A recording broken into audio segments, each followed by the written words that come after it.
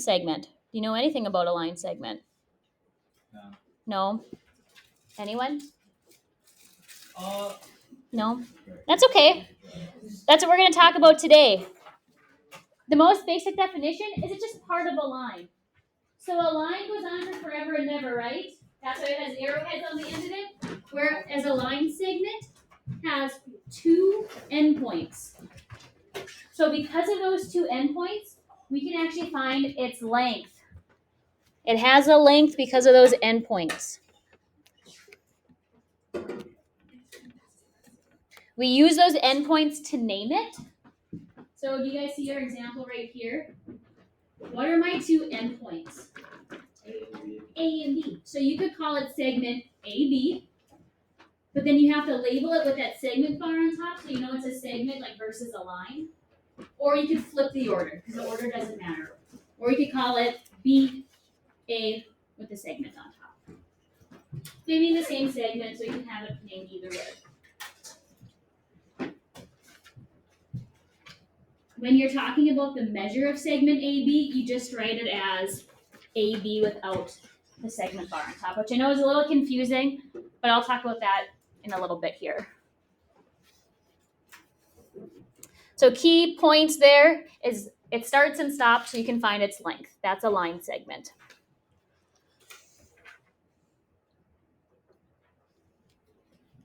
Sometimes on a like segment, there'll be an extra point in there, kind of like you guys see here. Do you guys see how we have points P, M, and Q? And they're all on the same line. So we call that, you guys remember, collinear. And when that happens, it lets us break up our segment into different parts to help us solve for missing measures. I want to show you guys a little thing here to kind of help make this make sense. So do you guys see how we have a segment here, AC? You guys see that, right? Yeah. Okay, my red chunk here is 7. My blue chunk here is 33. When I add them together, what do I get? I should get the length of the whole thing, right? 40? Do you think it matters if I move where B is? What if I put it there? 13 plus 27, what do I get? 40. What if I moved it way over here? 28 plus 12? 40. So are you guys seeing that the two smaller pieces add to the whole thing? Okay, so that's what we call the segment addition. So in our example in our notes, what are our two smaller pieces that add to PQ? See, right? Is it PM plus what? MQ. So that's what we're going to write right there, folks. PM plus MQ give you the length of the whole thing.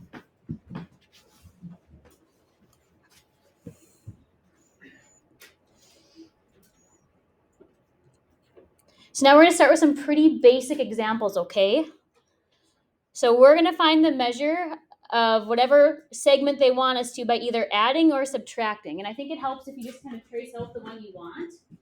So if we look here, we're looking for the length of JL. So I'm just going to trace from J to L. So I want that whole thing. What do I have to do to those two numbers to get that whole length? Add them, right? This chunk plus this chunk equals the whole thing. So if we add those together, crunch it out in your calculator, let me know what you get. The decimal. 12.3? Yeah. Is that okay? Yeah. Okay, good. Do we have a unit? Centimeter. Centimeters, you should probably put that. Just because it's given, we should be good and label it. 12.3 centimeters. Beautiful. Let's try another one. We're looking for AB. What do you guys think on that one? What do we have to do? Subtract.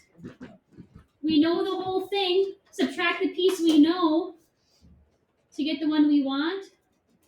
Tell me what we get. 7.4 meters. 7.4? Meters. Meters. Incredible. Was that okay? Yeah. Okay, good. So that's like a level 1 problem, right? Just kind of adding or subtracting whatever they give you. But now we're going to throw in just a little bit of algebra, okay? We're going to add a little bit of algebra, so we're going to have to set up an equation to find whatever we're looking for. So I'm going to scroll down here. Okay.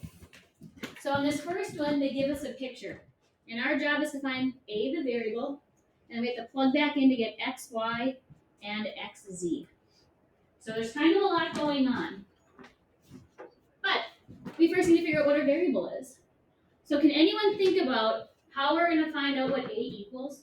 Is there an equation we can write? Yeah. There's two equations. Okay. And I solve? wrote the exact word for this, but yeah. Yeah, I think that's great. Anyone else want to add to that? That's good. For this first one, let's write out our segment addition, and then we won't have to every time. But what's my whole segment from end to end? What is it called? XZ. Okay, let's write that. So xz is equal to, now we're going to throw in our parts. What's this first part called? XY. xy plus XYZ. yz. Yep. And now we're going to fill in what each piece equals into our equation. So what does our whole segment equal from here to here? 3A and 14. You're just one step ahead of me. What's this top guy? 5. Oh, 5A minus 4. Yeah, 5a minus 4 is equal to, so that was the whole thing. And then what's xy? 3a. And then what's yz?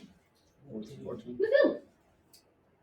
And now you have an equation that maybe you're a little rusty at, but you guys know how to solve a linear equation, right? We have a bunch of different ways we could go about this. I typically like to take care of my variables first. Which one do you want to move? Move the 3A over. I think I would move the 3a over as well, just to keep my variables positive. So minus 3a, minus 3a. And I have jumbo handwriting up here, so I'm going to run out of space, but you guys just keep working. What's 5a minus 3a? 2A. 2a. Whoa, what is that? Oh, goodness. Sorry, folks. 2a. 2a, then what am I going to have? Minus 4 equals 14. Now what should we do? Add 4. What's 14 plus 4? 18. So 2a equals 18. Equals 9. Are you guys okay with a equal to 9? Yeah. Good. Will you write that down, whatever a equals?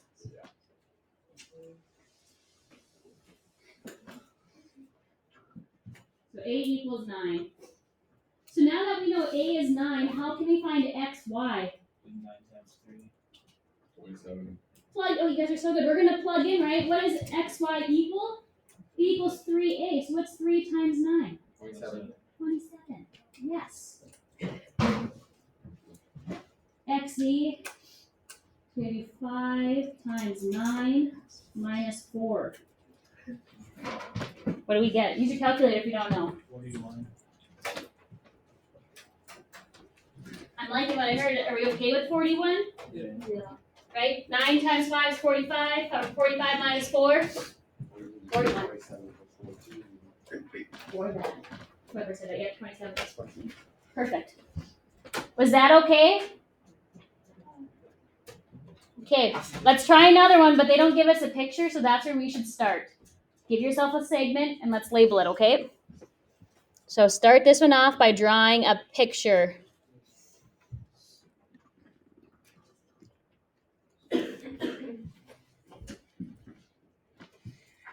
Give yourself a segment, and we're going to have to label it. So we'll take it part by part. It says find the value of x and st if t is between s and u. So let's stop there. T is between s and u. So what point's going in the middle? T. Put t in the middle. And then it doesn't matter where you put s and u. Well, either side. Makes no difference. I'll probably put s here and u there, so it's alphabetical. Stu. That's what we're working with. And now go in and label the parts that they give you. So let's see here. ST is 7x. I'm going to put that right here. The whole thing, SU, is 45. And then TU is 5x minus 3. And I know it probably feels like a lot of work to write all that out, but I promise you, it's much easier if you do. You take this 30 seconds to make your picture. And now we can write our equation. Does anyone want to share what they think it is? What? The equation. 45 equals 7x plus 5x minus 3. Are we okay with that? So the whole thing's 45 is equal to my two parts added together. That's perfect.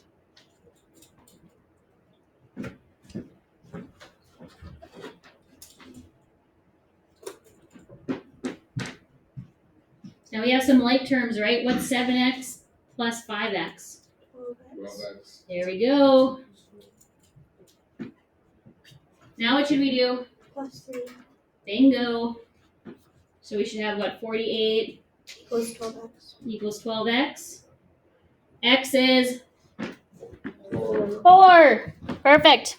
X equals 4.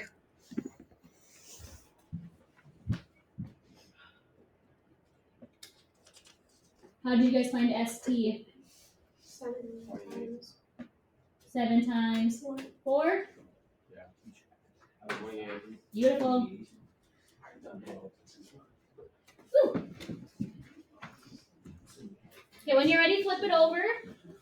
We're not going to solve the next one, but will you please draw the picture for me so I know we can at least draw the picture. We're not going to take the time to solve it, but will you draw your picture? So start with just your picture, and then we'll check to make sure we're all okay. Start with your picture.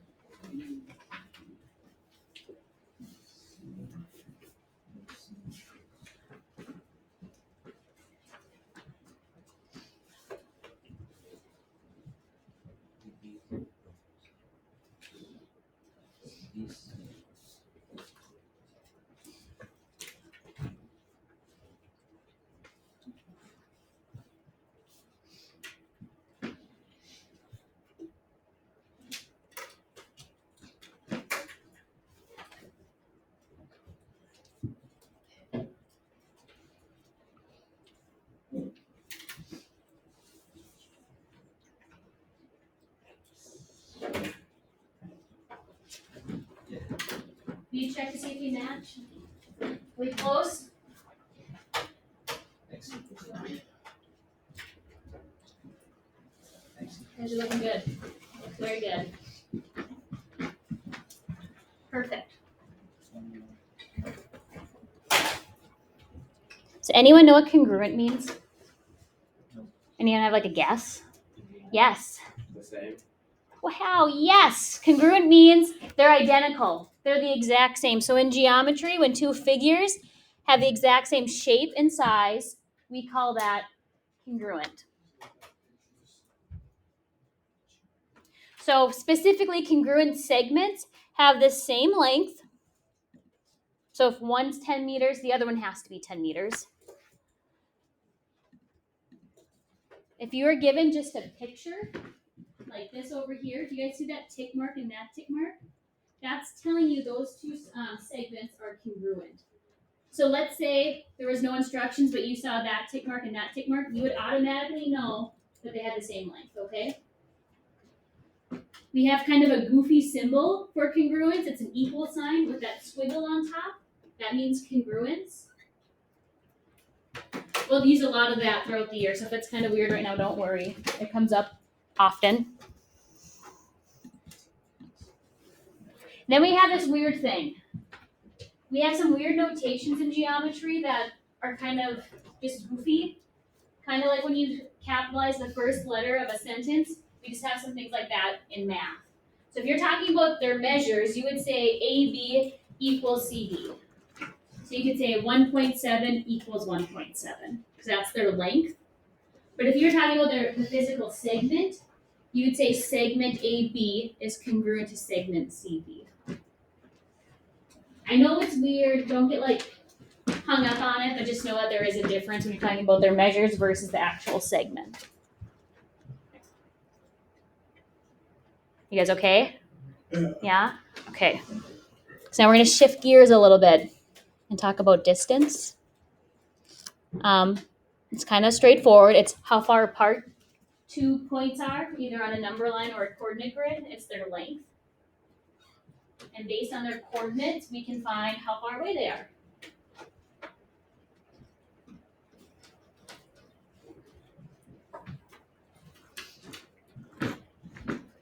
So like a level 1 problem would be like on a number line where you can just straight up count how far point A from point B. So we'll start with a few of those. And like I said, we can just count because we have the number line there. So if I wanted to find the length of BE, how many spaces are between B and E? 8. And if you didn't know, you guys, I mean, really just like draw your little mountains or jumps, whatever. And you can see that there's 8 of them. Okay. Okay, take a second to find AD just to make sure we all know how to do it, and then we'll check. Count how far apart from A to D is.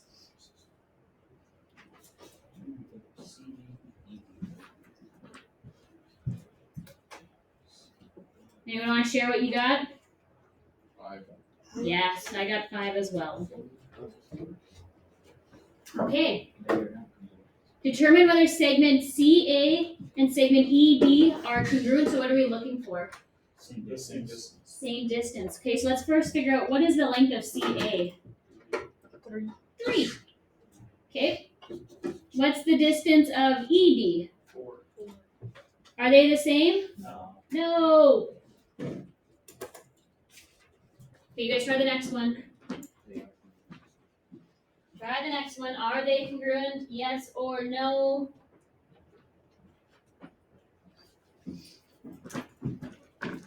And check with your shoulder partner, see if they agree with you. And if you don't have a shoulder partner, let me know and I'll work with you. What do you think, buddy? Say yes. Yes. Yes. Perfect. Are we getting yes, folks? Yes. Yes. Okay, what's their length for both of them? 9. 9? Okay, because we all know. This is cool. Okay, last thing for today. I know we're kind of buzzing through things really quick, but it is the distance formula. It looks so much scarier than it is. Okay, so just copy it down and then we'll talk about it. Whoa. But will you make sure you copy it down correctly? Take the time to make sure you have it down correctly. Try to have neat handwriting. I'm going to put it up on the board. This isn't bad. Is this just saying x2 quadratic is like negative b squared plus minus square root? Oh wait, that's the limit. Yeah, this isn't hard. It looks scary, but you're adding, subtracting, and taking a square root. It's not that. It just looks scary. It's like 1x can be 3, no, it can be 4. And then when you're ready, will you flip it so I know you've written it down, and then we'll try a few examples together? Don't worry, we're not doing all of them. We're almost done. We're almost done.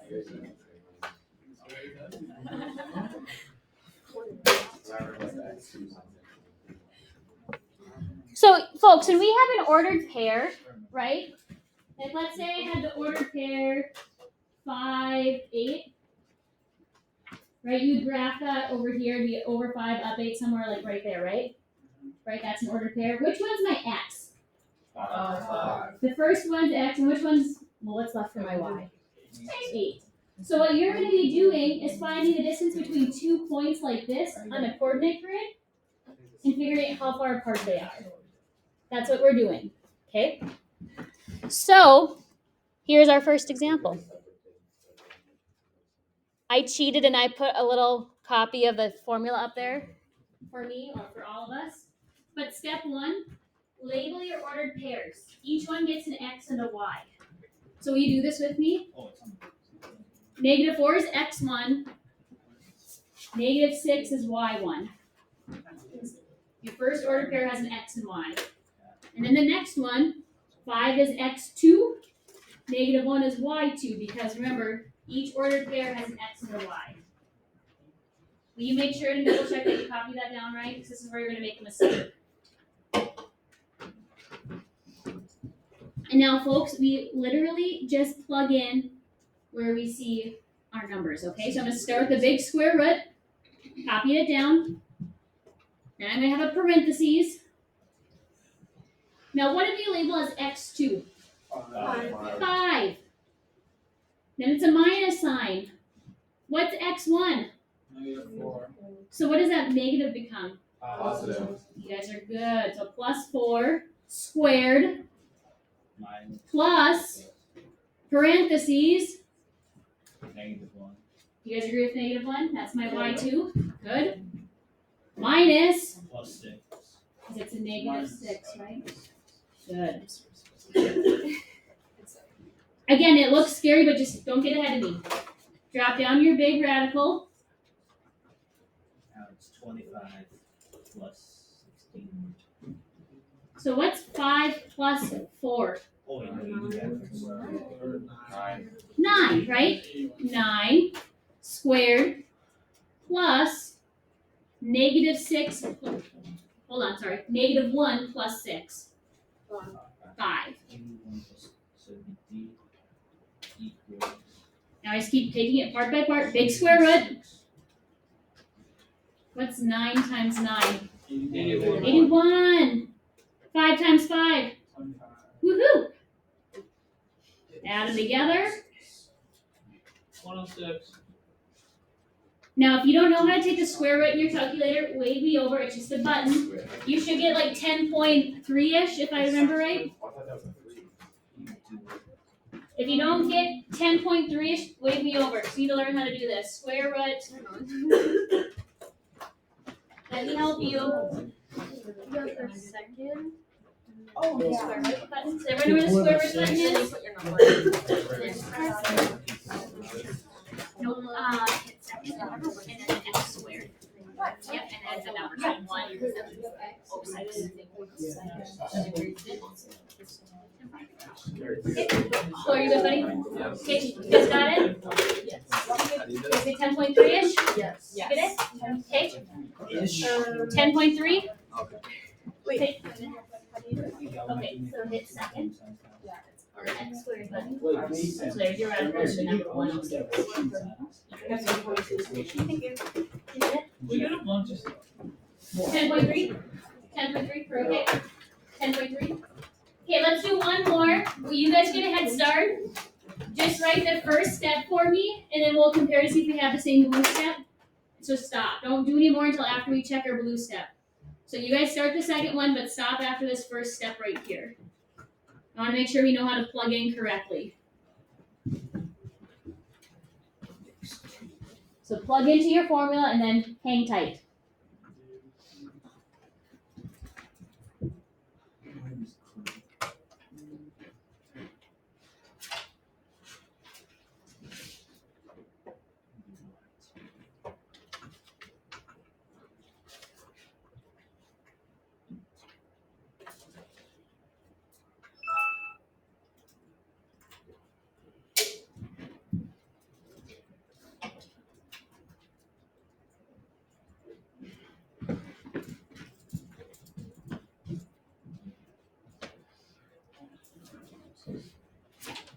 You guys compare it to the blue up there on the board. Make sure you have a minus in the right place, a plus sign in the right place.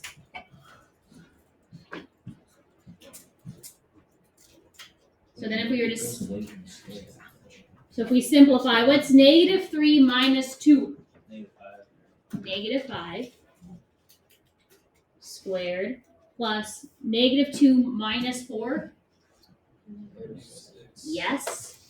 Okay, now don't get messed up here, folks. What's negative 5 times negative 5? Negative 5. Is it 25 or negative 25? 25. You're never going to get a negative here because you're squaring it. So it's going to be a positive 25. What's negative 6 squared? 36. Beautiful. Add them together. What do we get? 61. Okay, take the square root to practice. Oh,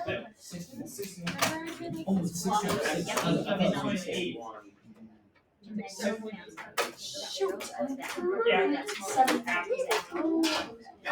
7.8.